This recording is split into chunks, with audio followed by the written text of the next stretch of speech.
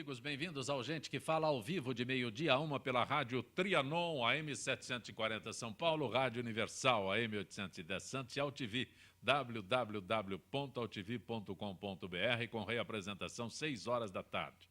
Nosso site www.gentequefala.com.br, nossa página Facebook /programa Gente que Fala, participe pelo Twitter, @GenteQueFalaM, temos o WhatsApp, é 11 São Paulo, 974012235, chat do site da AltV e ainda um telefone à sua disposição, que é o 5052-6622. Participando desta edição de Gente que Fala, Procurador de Justiça Marco Vinícius Petreluzzi. Petreluzzi, prazer tê-lo aqui. Prazer igualmente, companheiros na mesa. Muito bom, Revelo. Também conosco o advogado Ricardo Salles, que é presidente do movimento Endireita Brasil. Prazer tê-lo aqui, Ricardo. Muito obrigado mais uma vez, obrigado pelo convite. São dois movimentos, me esclareça. Tem o Vem Pra Rua, tem o... Como é que é? Na verdade, são diversos. Eu Vem Sim. Pra Rua, o MBL, que é o Brasil Livre, Sim. tem o Endireita Brasil, que é o meu, do qual eu faço parte, e tem mais uns 3 ou 4, o Revoltados Online, enfim, são vários grupos que se juntaram nesse movimento de levar as pessoas para a rua, né? Ok. Também conosco, presidente da Confederação Nacional dos Servidores Públicos, Antônio Tutílio. Prazer tê-lo aqui, Tutílio. Prazer é meu, é sempre uma alegria, e principalmente com essa mesa brilhante aqui, né? Ex-secretário, conhecedor de muita coisa aí, o nosso amigo também, que pode nos dar grandes orientações, e é importante a participação. Você depois vai esclarecer para a gente o que acontece com os precatórios. Vamos lá. Aqueles que nos acompanham Perfeito, sempre. é importante. Primeiro vamos falar sobre o Vem Pra Rua, um dos maiores movimentos que convocaram a manifestação no dia 15 de março, adotará mensagem única no ato marcado para 12 de abril. É Fora Dilma, o grito. Até então, o grupo convocava os brasileiros apenas a expressar publicamente a insatisfação contra a corrupção. A expectativa dos organizadores é que o próximo protesto seja maior que o realizado neste mês. Posso começar contigo, Ricardo? Claro, com certeza. Olha, na verdade, o protesto ser maior do que aquele do dia 15 de março nada mais é do que uma consequência do aumento da insatisfação da sociedade. Quer dizer, há uma gradativa, mais contínua revolta das pessoas com essa situação toda que nós estamos vendo. Do dia 15 de março para o dia 12 de abril, certamente essa indignação da sociedade aumentou, e aumentou porque a quantidade de escândalos que vem à tona é cada vez maior e, por outro lado, a resposta do poder público, em especial do governo Dilma, a esses escândalos é cada vez mais pífia, mais surpreendentemente negativa, né? Então, a sociedade, de fato, tem que ir para a rua.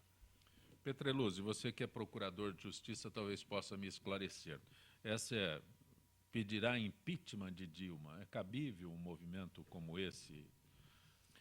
Bom, o impeachment ele é um processo misto, né? Uma coisa mista. Ele tem um caráter nitidamente político, né?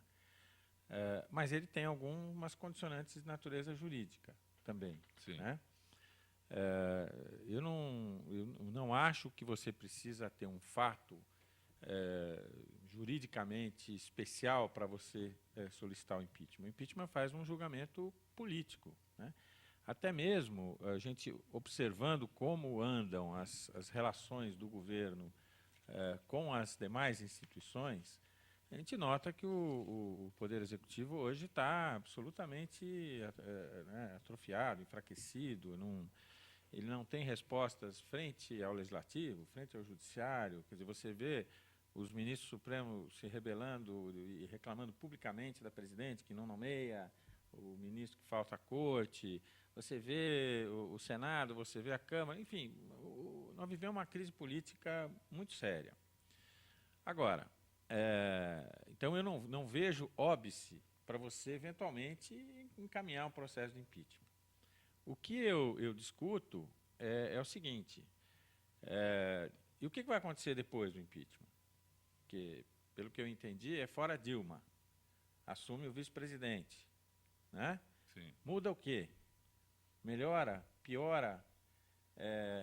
Eu acho que quem faz política tem que olhar esse segundo momento, né? olhando para esse segundo momento, eu sinceramente não tenho ânimo de encaminhar ou pelo menos de apoiar uma posição nessa direção. Primeiro porque também, até como uma pessoa que muitos anos milita em favor de democracia, eu sou ainda da época da ditadura, quando era moço, fomos para a rua, etc., me constrange um pouco em cima de um processo eleitoral que certamente teve seus vícios, informações equivocadas, né? Acho que a presidente fez uma campanha dizendo uma coisa e logo em seguida teve que fazer outra, mas também acho que isso não é novidade, não acho que nem seja privilégio dela, né? Mas me constrange um pouco ir nessa direção. E, sobretudo, porque eu não vejo um outro caminho na frente. Quando nós fizemos o impeachment do Collor, havia um horizonte positivo, né? Na saída do presidente Collor, assume o presidente Itamar, há uma grande aliança de forças políticas para dar sustentação àquele governo Itamar, que teve sucesso, acabou com a inflação galopante, etc., etc. Hoje, eu não vislumbro isso. E acho mais que esse movimento, a maioria das pessoas que têm responsabilidade política na condução de estados ou do próprio Congresso, etc., eu não vejo entusiasmo da parte delas. Também acho que por conta disso. Então, por hora, eu acho bonito o pessoal ir na rua e tal, mas eu particularmente, não acho que essa seja uma boa palavra de ordem. Você não está sendo muito legalista nessa história, não? Não, é política. Mas, Petrolio, só uma dúvida. Política. Qual é a diferença entre ter como expectativa o Itamar Franco, como desdobramento da saída do Fernando Collor, e o Michel Temer? Por que o Michel Temer é pior do que o Itamar Franco? Eu não acho que o Michel Temer seja pior, nem melhor. Eu acho que o Michel Temer está dentro do mesmo contexto que eu acho que é o que está fazendo o governo da Dilma caminhar para trás, que é a aliança com setores que, para mim, Ricardo, a questão não é partidária. Eu acho que o Brasil vive uma crise moral, uma crise de autoridade moral.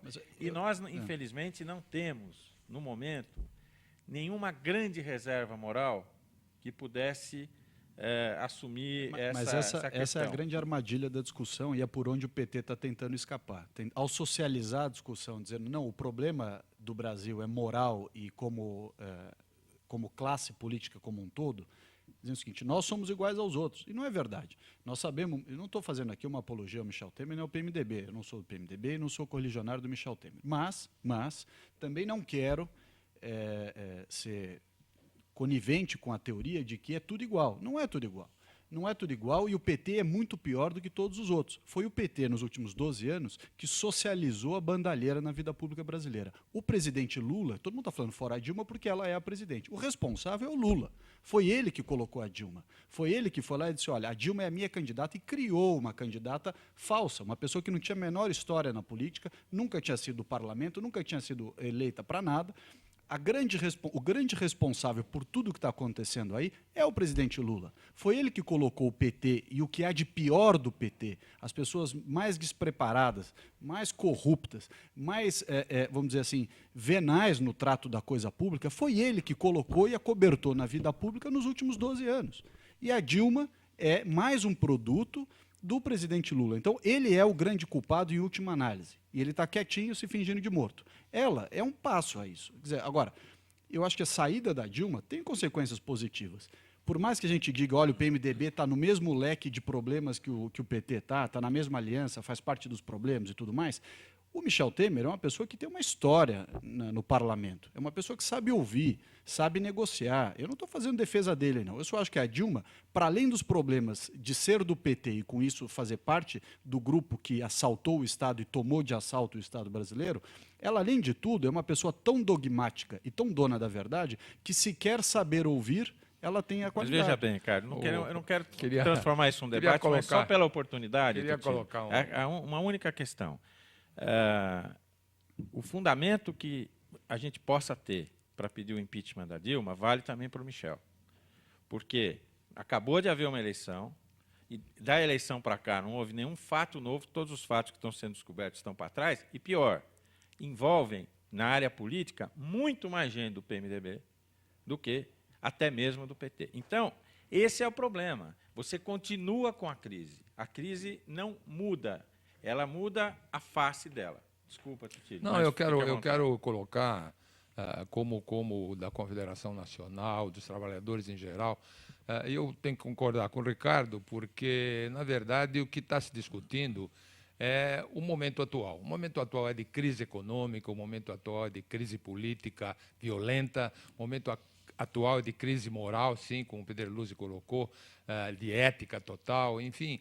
E eu acho que o movimento tem que crescer mesmo. Eu acho que vai ser muito maior do que o outro. Por quê? Porque, na verdade, o povo está cansado, o povo está indignado, o povo já não aguenta mais. Quer dizer, não há transparência desse governo. Há isso que o Ricardo falou, também concordo. Não adianta dizer que, olha, é tudo igual. Talvez tenha muita coisa igual, mas o PT é muito pior. O PT deu um crescimento em termos de corrupção que não existiu nunca nesse país. Nunca antes nesse país teve tanta corrupção como teve agora. Eu acho que até se fosse um país sério, se fosse um país correto em termos de decisões, eu acho que já no mensalão cairia o governo. Eu acho que é uma coisa terrível que aconteceu, e aí a gente verifica que o Lula diz que não sabia, que não houve mensalão. Quer dizer, eu vi vídeos colocando claramente assim, não houve mensalão, houve um problema político, houve uma perseguição, quando, na verdade, nós verificamos que foram presos e agora estão já indo para casa, etc. e coisa. Então, é necessário que o povo vá para as ruas. É necessário que a gente mostre que não estamos satisfeitos com esse governo. É necessário que a gente coloque a boca no trombone, porque não é possível continuar. E, na verdade, o movimento cresceu porque a Dilma não se interessou pelo movimento. A Dilma disse que era uma coisinha simples, e que o panelaço também não existiu, e que o povo, na verdade, foram pouca gente. 1 milhão na Avenida Paulista é pouca gente, 2 milhões no Brasil é pouca gente. Então, tem que haver esse movimento, e eu não quero nem discutir aqui se é o que vai ficar é o Temer, porque eu acho que até se antes de 2 anos e 1 dia não pode voltar o Temer, porque tem que haver nova eleição, só depois de 2 anos e 1 dia é que voltaria o Temer. E isso... Tutílio, estamos no Brasil. Pois é, mas de qualquer forma, eu acho que na minha visão modesta, não resolve o impeachment. Não resolve o impeachment. Quer dizer, nós temos que ter uma modificação. Acho que hoje eu estava vindo para cá, eu estava ouvindo o Levi, e o Levi discutindo lá no Congresso e mostrando que o Levi não é PT. O Levi foi colocado para tentar quebrar o galho e para tentar verificar se amansa um pouco as coisas que estão aí. E ele é até muito inteligente, né, muito capaz. Acho que tem que haver esse processo atual, tem que haver o ajuste fiscal e, na verdade, a política não quer que tenha muito ajuste fiscal porque nós queremos derrubar a Dilma agora, porque o presidente da Câmara e o presidente do Congresso, que estão ligados no Lava Jato, que estão sendo colocados na berlinda, estão fazendo uma campanha política e que isso prejudica a população. Tem algumas perguntas que já chegam aqui. Tem uma delas aqui. Eu gostaria que quem manda a pergunta identificasse aqui, colocasse o nome no final. Tem uma que é do Fernando da Moca, que eu faço daqui a pouco. Mas, Ricardo, ontem foram veiculadas sérias denúncias contra o governador do Paraná, né, que falta de dinheiro generalizada. Governador que é do PSDB poderá passar por processo de impeachment na Assembleia Legislativa. É uma pergunta sobre o Paraná, Ricardo. Olha, Estado do Paraná. Eu não conheço a realidade do Paraná, mas acho que a lei está aí para todos, né? Quer dizer, o problema de corrupção e falta de probidade administrativa e tudo mais, ele não é um problema exclusivo do PT. E acho que onde tem problema tem que ter investigação isenta, profunda, e punir quem tiver que punir. Não tem rótulo partidário. Aliás, acho que até nesse aspecto o Peteluzzi tem um ponto importante. O grande problema do Brasil é um problema de certo e errado, é a gente saber discernir as coisas e punir de verdade, parar de infantilizar as responsabilidades. Sim, é um dos grandes problemas que nós temos, e esse problema não é, vamos dizer assim, uma prerrogativa do PT. De fato, não é.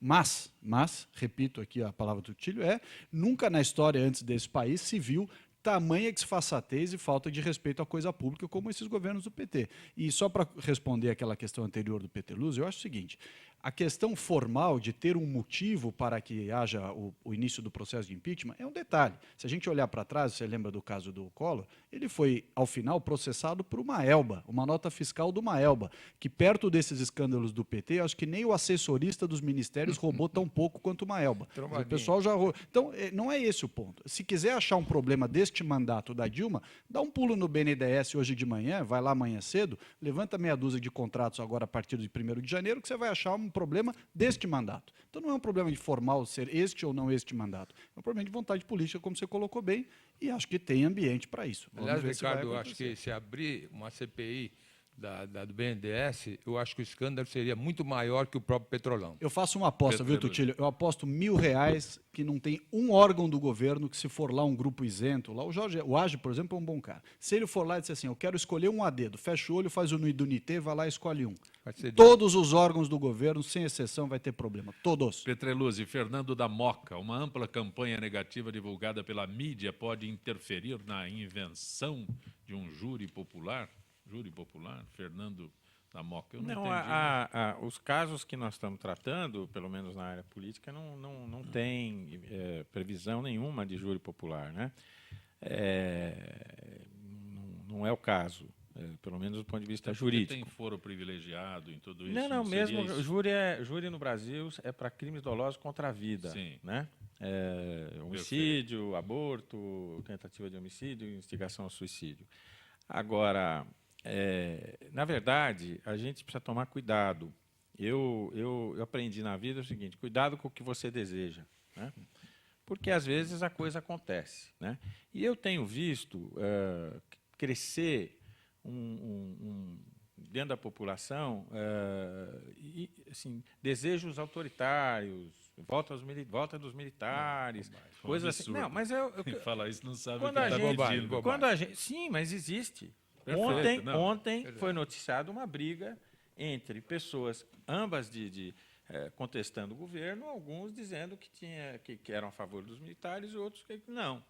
Então, a gente precisa tomar um certo cuidado e ter um pouco de responsabilidade política. Por isso que eu digo o seguinte: é importante movimentos livres e tal, importantíssimo, fundamental, ligação com a sociedade, hoje em dia com mídias sociais, etc, etc. Agora, a gente tem que olhar um pouco as lideranças políticas mais experimentadas, que nessa hora, né, assim, como diz a música, toca o barco devagar, porque você não está sabendo exatamente que marolas haverá pela frente, né? Pode ser e eu sou muito preocupado, eu já vivi isso, já vivi coisas terríveis, né? Então, eu acho que essas lideranças mais experientes, em 2008, quando o PT estava no meio do mensalão e disseram, não, deixa o Lula sangrar até o fim, que ele não se reelege e a gente ganha o governo. Erraram. Erraram porque o Lula se levantou, reconstituiu a sua popularidade, deu um banho nas urnas no PSDB. E, portanto, essa história de que essa turma mais experiente sabe para onde vai, eu tenho as minhas cautelas. Até porque não é que o pessoal também gosta. Eu só acho o seguinte: cautela, às vezes, em política, ela é uma boa medida. É bom.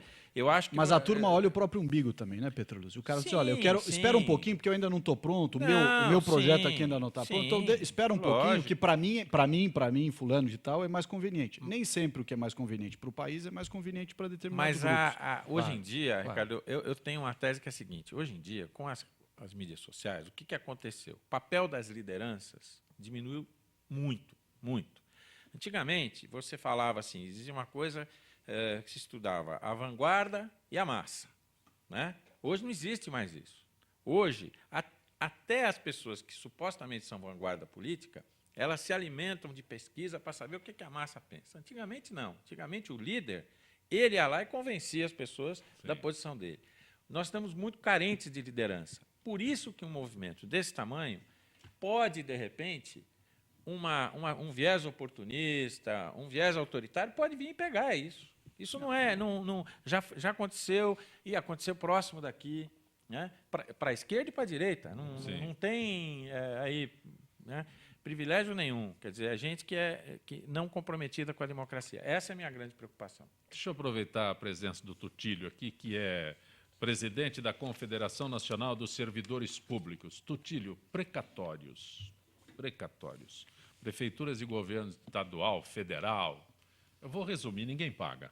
Pois é. Eu pediria até, permita aos companheiros de mesa...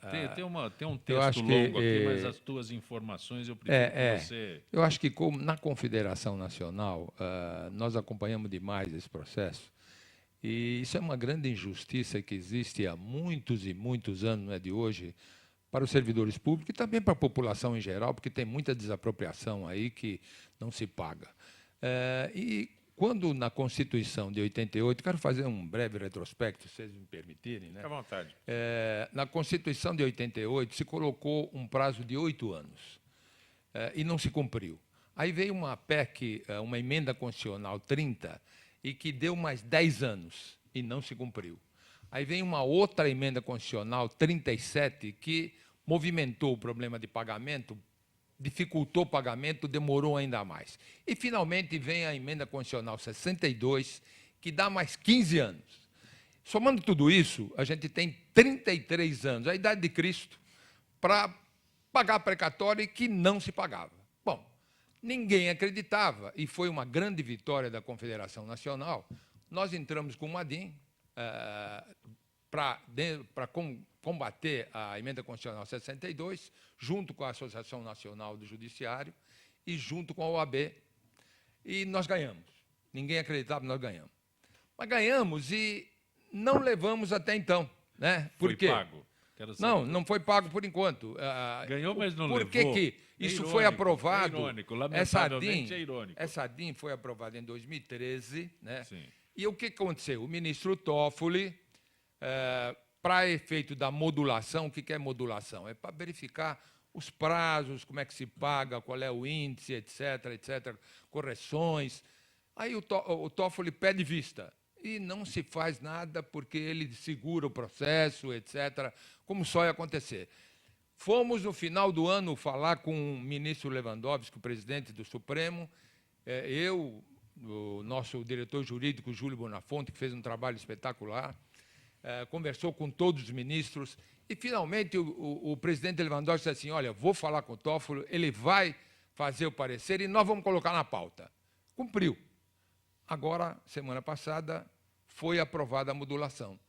E a modulação coloca, pelo menos dá um alívio, vamos dizer assim, para todos os servidores públicos, que 70 mil já morreram e não receberam precatórios, né? Dá um alívio. Eu queria rapidamente verificar o que se decidiu nessa modulação, que já tem até coisas do prefeito não querendo cumprir. Mas eu queria dizer o seguinte, agora tem 5 anos, obrigatoriamente 5 anos para pagamento de precatório. Ao invés dos 15, passa a ser 5 anos, e foi uma grande vitória nossa da Confederação, porque eram 15, apesar de que, se colocar desde 2009... Você está falando em 38 já são, não, anos. então, mas pelo menos agora se definiu que no máximo em 5 anos vai se pagar. Mas esse não era o mesmo sentimento quando definiram? Agora em 10, então agora está definido que é 10. Pelo menos, agora está definido que é 15. Mas eu acho, Ricardo, que o maior órgão tem do judiciário do seu ponto de vista? que define que é 5 anos, eu acho que tem.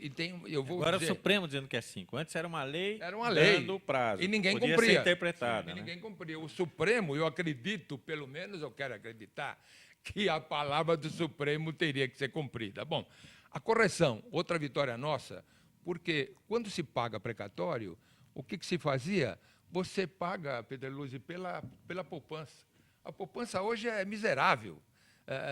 Não pode corrigir pela poupança. Então, agora, apesar de que o governo deu uma aliviada, o Supremo deu uma aliviada, e, na verdade, o passado continuou, quem pagou, pagou, etc. e coisa, é poupança, mas daqui para frente IPCA, Índice de Preço ao Consumidor Devia ser o Atacado mesmo e índice. especial.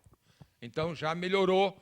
Quem vai ter o seu futuro precatório vai ser corrigido pelo IPCA. aí. Mas devia ser o mesmo índice dos impostos. Quando você Sim, atrasa o imposto, o que é? claro. Selic, né? Claro, É claro. Selic, não é isso? Mas melhorou. Mas podia ser Selic também, né? Poderia. É a questão de justiça. Se eu devo para você Claro, corrigir claro. o Selic, você deve para mim, você Mas, corrige Ricardo, o Selic. concorda que melhorou? Melhorou. Outra coisa. Melhorou muito. O próprio Toffoli queria que houvesse leilões. E, na verdade, leilão é um absurdo, porque o camarada põe em leilão, em vez de ele ganhar 100%, ele ganha 20%, ganha 30%, ganha 15%, e prejudica tremendamente o trabalhador, o servidor público. Hoje, passado, leilão ok, quem fez, etc. Daqui para frente não pode mais ter leilão. Mas o leilão público ou a transação privada do precatório? Não, leilão público. Uma transação privada pode. Então, tem mais algumas coisas que vão ser definidas e eu chego lá. Então, leilão, futuro não. Acordo direto. Eu posso fazer um acordo direto e fazer com que uma redução máxima possa chegar a 40%. Já acho muito, mas eu posso fazer um acordo com o governo e eu... Mas aí no sai da máximo, fila? com 40%. Não sai da fila. Tá. Não sai da fila. É que se chegar aquele grande que para tudo, Não. pode fazer esse acordo, é isso? Tem o de pequeno valor, que continua sendo pagando na frente. Ganhamos também, recentemente, que quem tem uma idade... Existe uma tabela nesse valor aí? Não, existe o Que pequeno... fura fila, que... Não, o pequeno valor sai fora da O alimentar está lista. fora da fila, né? O alimentar está fora da fila. Sim. É uma fila própria. É fila própria, né? Então, Que facilita. também não anda, Pedro Quem Lula. tem a idade avançada e tem Alimentar. doença, também é privilegiado, que nós também conseguimos isso. E eu posso usar o precatório para pagar tributo ou não? Então, mais uma coisa. Compensar? Problema de compensação da dívida. Eu tenho uma dívida e essa dívida eu posso compensar. Daqui para frente, vai poder compensar. Ainda vai ser regulado e regulamentado pelo Conselho Nacional.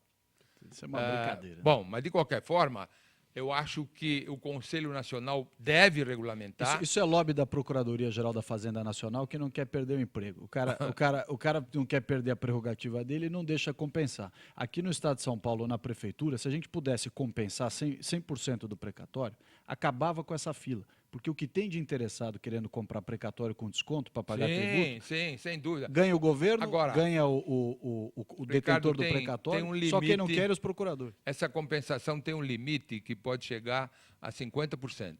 Então, do valor do precatório, você pode fazer compensação, né? No caso da dívida, você pode chegar no máximo a 50%.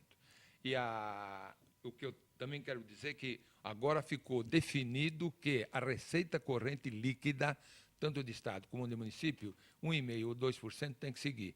Né? É obrigado a seguir, em 5 anos você tem que pagar. E o que acontece? Depois de 2020, que é o prazo, 5 anos, volta no regime normal.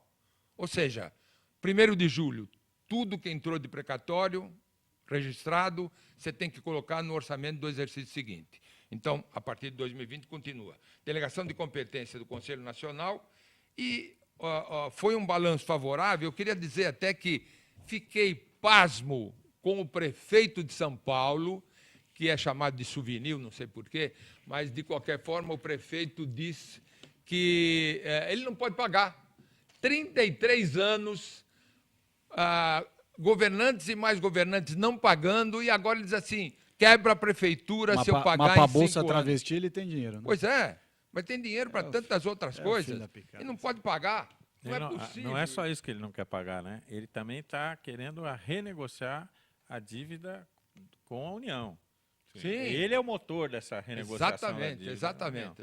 Que, aliás, já foi renegociado em condições bem razoáveis. A troca do índice, né? Eu quero dizer também, Zé Copé, que a dívida hoje nacional chega próximo de 100 bilhões de reais e que 40% dessa dívida corresponde ao governo do Estado e à prefeitura. O Estado, 80% disso são salários, pensões, previdência, etc. E a prefeitura, ao contrário, 70% não são alimentares. é um problema de desapropriação. Então, o Estado hoje deve, por volta, os dados são dinâmicos, mas o Estado hoje deve mais de 20 bilhões e a Prefeitura deve 18 bilhões. O que, em termos de receita, é muito pior para a Prefeitura do que para o Estado. O Estado representa 14% mais ou menos da receita corrente e a Prefeitura representa 43%. Então, o que precisa é ter programação, o que precisa ter planejamento, é preciso ter organização, porque 33 anos ninguém fez nada e agora, quando se decide, diz assim, não tem dinheiro para pagar. Não é possível, nós vamos acompanhar Tutílio. isso e vamos brigar por isso. Quantos já morreram, Tutílio? 70 mil pessoas já morreram e não receberam precatórios. Olha, como acontece toda terça-feira, a FIPESP, a Associação dos Funcionários Públicos do Estado de São Paulo, está presente no Gente que Fala, hoje falando sobre o sistema Flex Reserva. Quem conversa conosco é a Gisele Souza, do setor de eventos. Gisele, boa tarde, Gisele.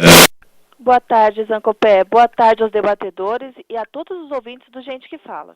Uma forma inovadora de marcação de hospedagens pela internet, implantado pela FIPESP em março de 2014, virou ano com novidades revolucionárias. Pensar em férias ou passeios em qualquer uma das unidades de lazer da FIPESP agora é sinônimo de alegria e prazer absolutos. O Flex Reserva, em sua versão 2, está mais ágil, mais prático. O associado vai perceber as inovações assim que acessar a página do site da FIPESP. Além de mais atrativa, a nova página se adapta automaticamente aos dispositivos móveis, possibilitando seu acesso por meio de celulares e tablets. Tudo para facilitar a vida de quem tem pressa em curtir seus dias de lazer. Gisele, grandes e importantes mudanças, não? É verdade, Zancopé. Estamos constantemente dizendo que o Flex Reserva é um sistema seguro, com a credibilidade da AFEPESP, que trabalha incansavelmente para oferecer o melhor aos associados. Entre tantas novidades implantadas este ano, uma delas já está em funcionamento desde 1º de março. Trata-se da escolha do número do quarto que o associado deseja no momento em que efetiva a sua reserva. Gisele, você falou em novidades, mais alguma que pode ser adiantada? Sim, os pacotes deixarão de existir, a não ser em feriados prolongados. Neste caso, o associado terá à sua disposição o pacote fechado com a quantidade de dias em que durar o feriado, ou seja, 2, 3, 4 dias especiais de puro deleite e descanso.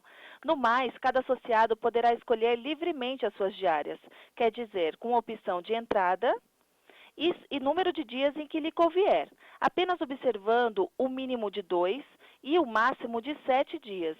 Também já estão valendo os novos horários de entrada e saída, a partir das 8h30 da manhã, após o café, a saída, e a partir do meio-dia, a entrada. Uma última pergunta, alguma unidade de lazer permanecerá com as mesmas regras?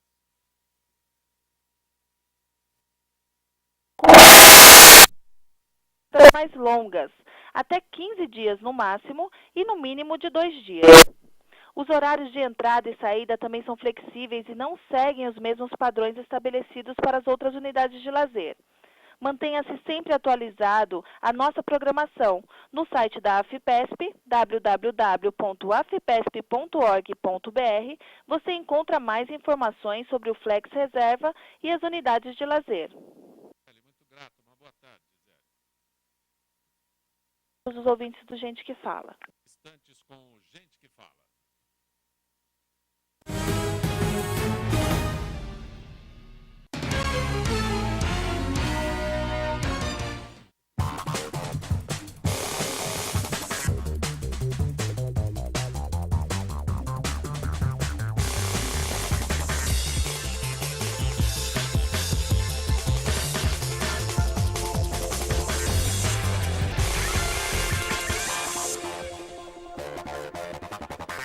Talvez você ainda não tenha ido à Câmara de Vereadores de São Paulo, porque ela fica longe da sua casa, né?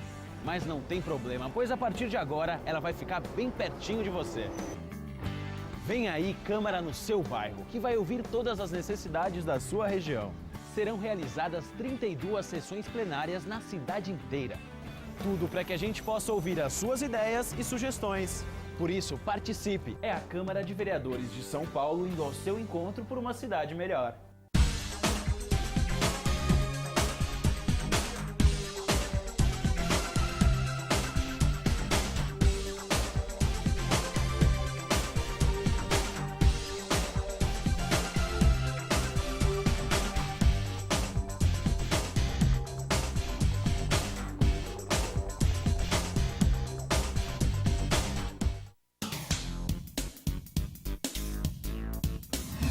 Sim, meus amigos, muito prazer, eu sou o Sérgio Oliveira e estou aqui para lembrar vocês que toda segunda-feira, 9 horas da noite, eu estou aqui na TV da internet com o Futebol Alternativo TV. Sim, Série D, Série C, Copas Estaduais, as divisões de acesso, tudo aquilo que nenhum outro programa esportivo fala, tem a coragem, a capacidade de falar, nós falamos aqui na TV. Toda segunda, 9 horas da noite, só aqui na TV da internet.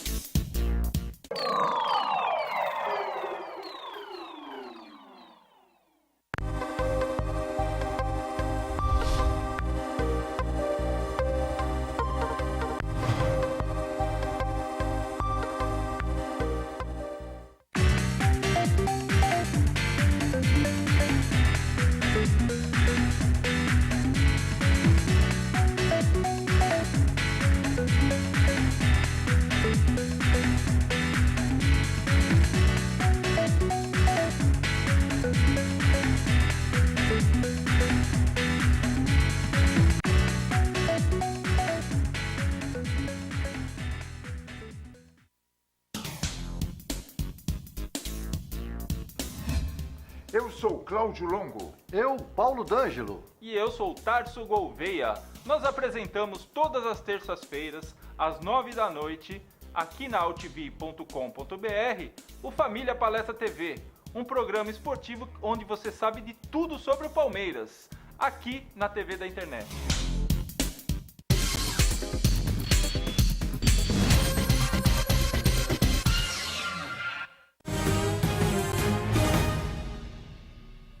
Você está acompanhando Gente que Fala pela Rádio Trianon, AM 740 São Paulo, Rádio Universal, AM 810 Santos e AltV, www.altv.com.br. Conosco hoje o advogado Ricardo Salles, o economista Antônio Tutílio e o procurador de Justiça Marco Vinícius Petreluzzi.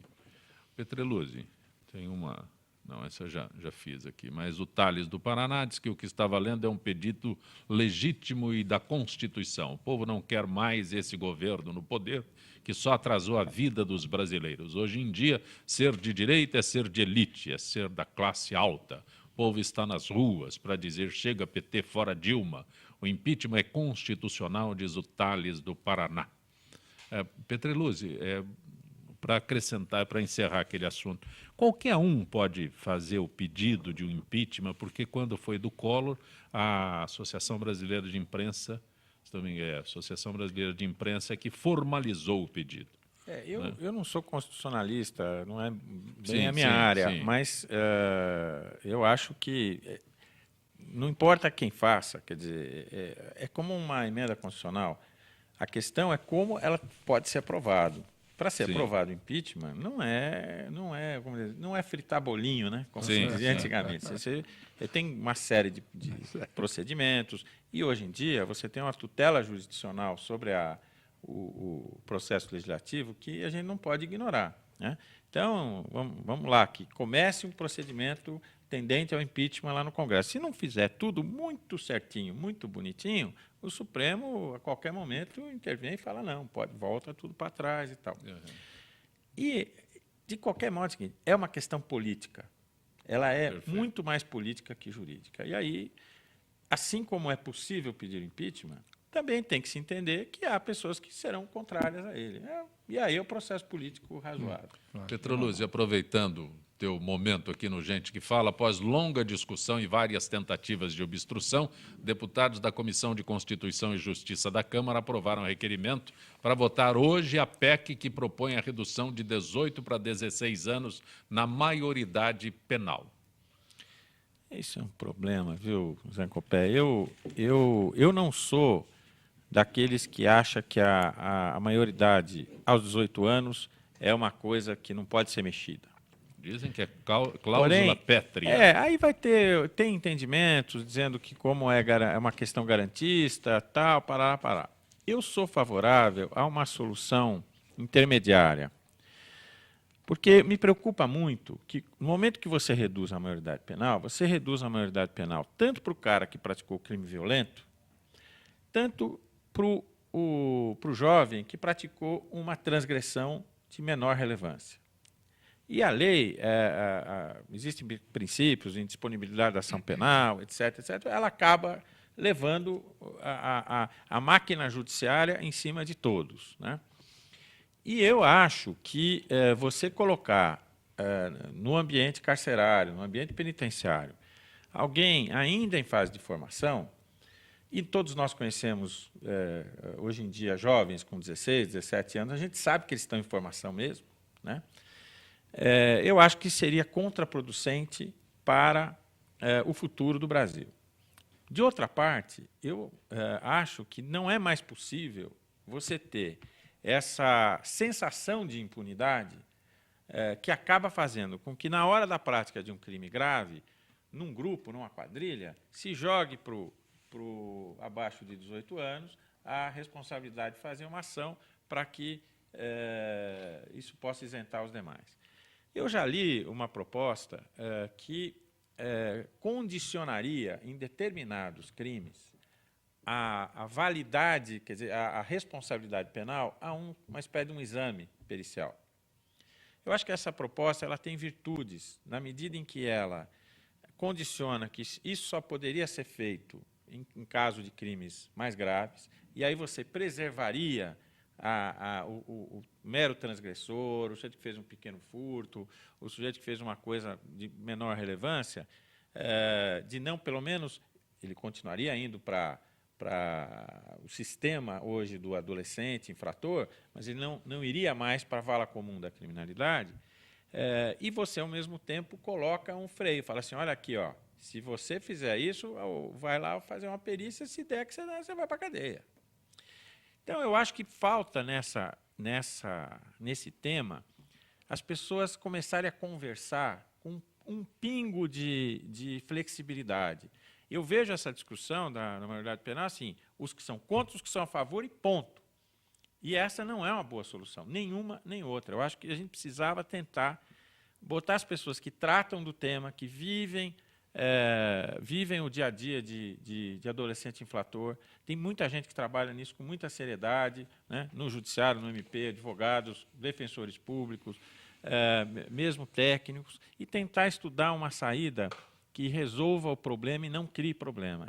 Eu sei que é difícil, eu sei que o tema é muito emocional, você vê as pessoas brigando na rua para discutir isso. Então, mas a minha posição é essa, eu acho que nós precisávamos de uma posição intermediária. Se tivéssemos aqui falando de política, a gente é uma posição tucana, né? Vamos tentar encontrar uma coisa... Um muro. Mas tem uma proposta interessante. O governador Geraldo Alckmin, ano passado, encaminhou, através do deputado Carlos Sampaio, uma proposta de alteração do ECA, que já agrava substancialmente, uma muito boa proposta, que agrava substancialmente a situação dos menores, de 16 a 18 anos, principalmente aqueles que estão já sujeitos às penas, à restrição de liberdade lá na Fundação Casa, que acho engraçado. Aliás, uma coisa interessante, viu, Zacopé? Aqui no Brasil você não pode chamar as coisas pelos nomes que elas são, né? Então, quando você prende um menor, você não pode dizer que você prendeu o menor, você tem que dizer que ele foi apreendido. E por aí uma série de outras coisas que é pura demagogia, quer dizer, é uma bobagem.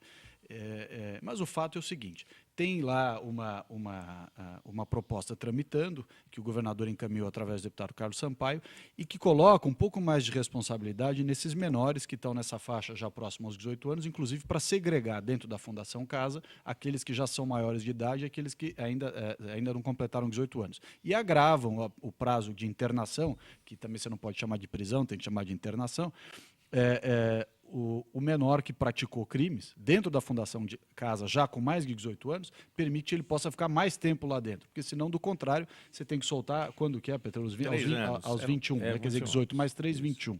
É uma barbaridade. O sujeito pratica um homicídio dentro da Fundação Casa e ele só fica 3 anos, porque, afinal de contas, ele era menor de idade. Olha, para escrever notícias hoje em dia é um negócio terrível. Não tem mais culpado, é sempre suposto culpado.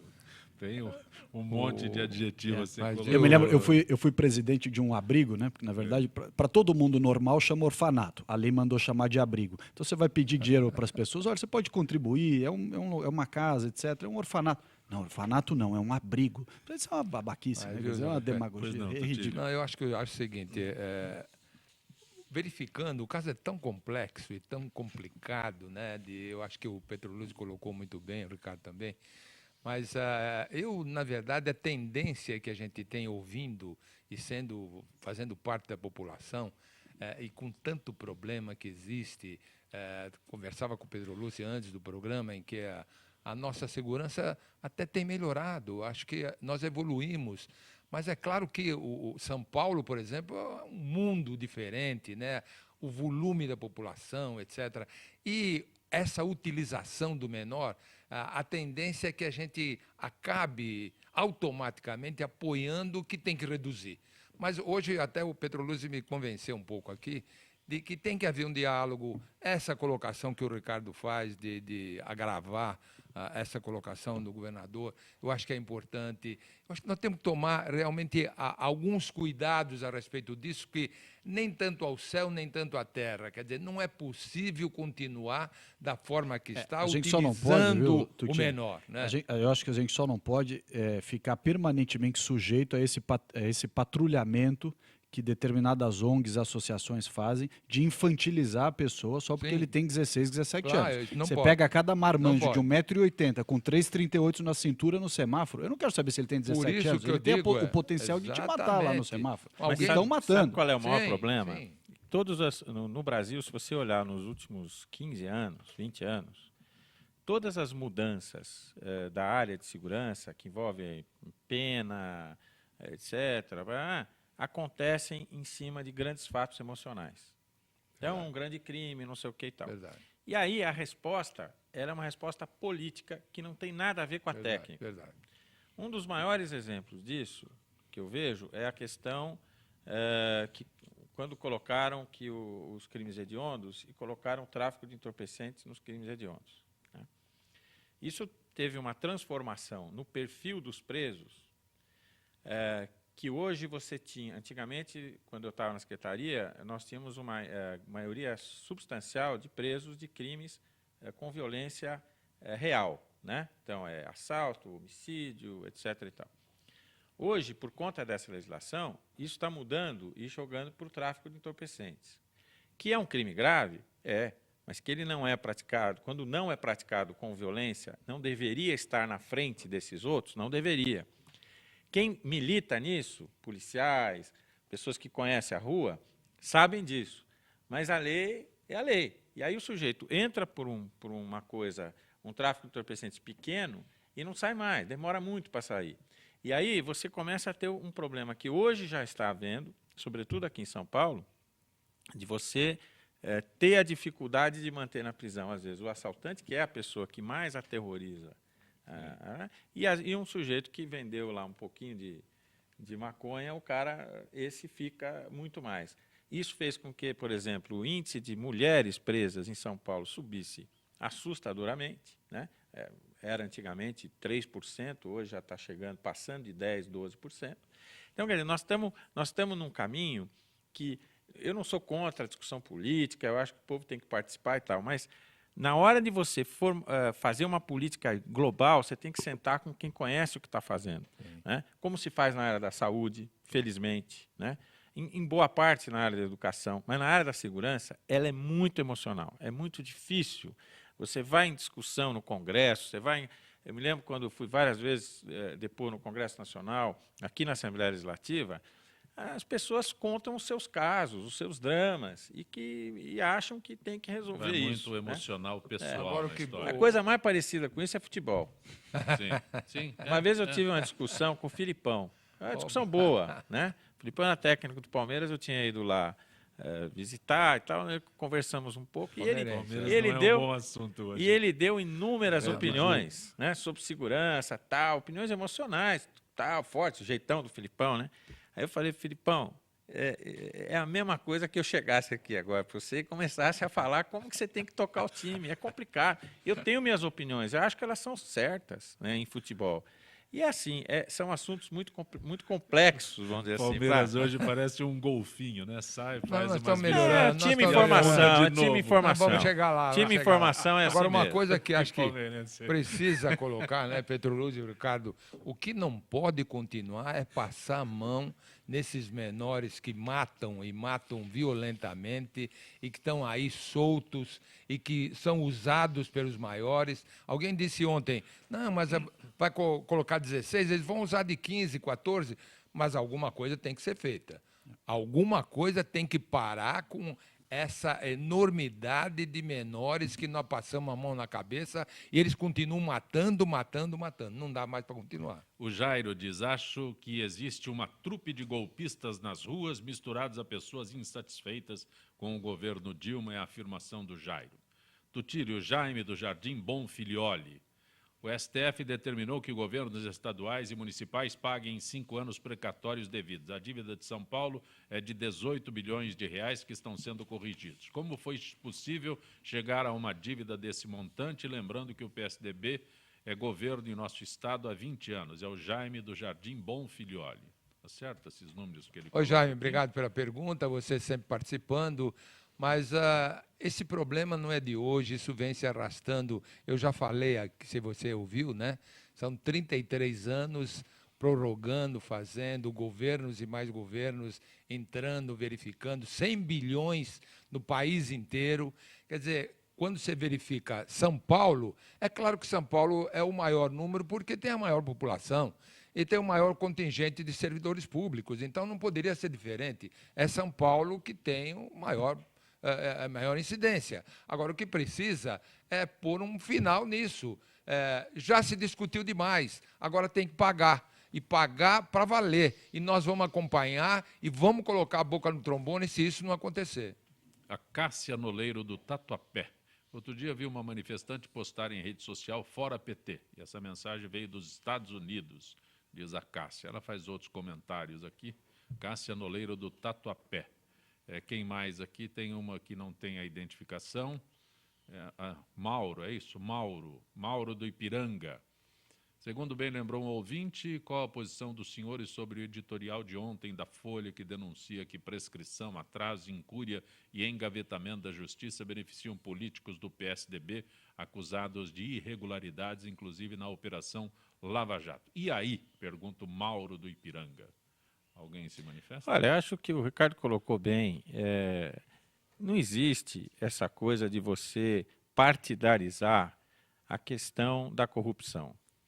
Eu sempre sustentei o seguinte, a corrupção é um fato do homem. É o homem que resolve tomar proveito aqui, ali e tal. Então, pouco importa se é PSDB, PT, sei lá o quê.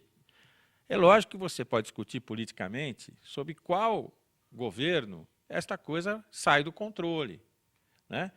E mesmo que o chefe do governo não seja ele um corrupto, ele pode não ser corrupto, mas ele pode ser leniente, ele pode ser tolerante, e isso é uma crítica política. Agora, juridicamente, eu acho que cada vez que uma denúncia de corrupção aparece, ela é boa. Ela é boa porque ela ajuda a gente a achar as pessoas que fizeram as coisas erradas. Tem muito partido ajuda a consertar. Tem partido que acha, vai pegar o meu, então é melhor...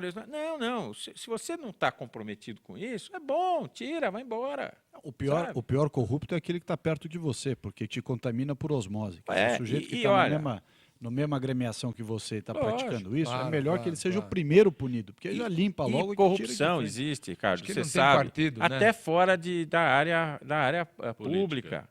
Há atos de corrupção que, inclusive, por exemplo, cartel. O cartel de fornecedores de um determinado serviço pode não ter nenhum agente público envolvido, e mesmo assim é um ato de corrupção. Sim. Hoje em dia é punível, inclusive pela lei de corrupção. Então, dentro o pessoal diz, na sua empresa, não tem alguém lá que de repente fez alguma coisa errada? Existe na área privada também. Corrupção é um ato das pessoas. E a gente precisa entender isso. E também cobrar politicamente de quem tinha a obrigação de impedir que aquilo acontecesse. Isso faz parte. Acho que, Zancopé, independe de partido, se foi corrupto, tem que pagar, tem que ser preso. É o que acontece, por exemplo, em Minas Gerais tem que resolver um problema do Azeredo, né? Que também está envolvido e que tem que ser decidido, independente de ser PSDB, de ser PT, de ser PP, enfim, qualquer um errou, tem que pagar. Inclusive, eu queria colocar, o Petroluzzi colocou um problema de leniência, está acontecendo exatamente, e nós fomos contra, fizemos uma nota pública, porque o governo federal está querendo interferir na leniência das empresas envolvidas no Lava Jato e quer colocar e melar um pouco essa investigação, colocando auxiliares dentro de aqueles da Receita Federal que têm obrigação, os auditores, de verificar isso com bastante profundidade. Então, vamos contra isso. Não é possível que o governo federal coloque um pano quente e queira fazer com que isso não seja resolvido. Janice, sou contra a redução da maioridade. O que é preciso, e ninguém fala, é investir em trabalho para esses jovens. Tem mais ainda Pietro de Sorocaba. A redução da maioridade penal poderia interferir nos interesses dos governos estaduais.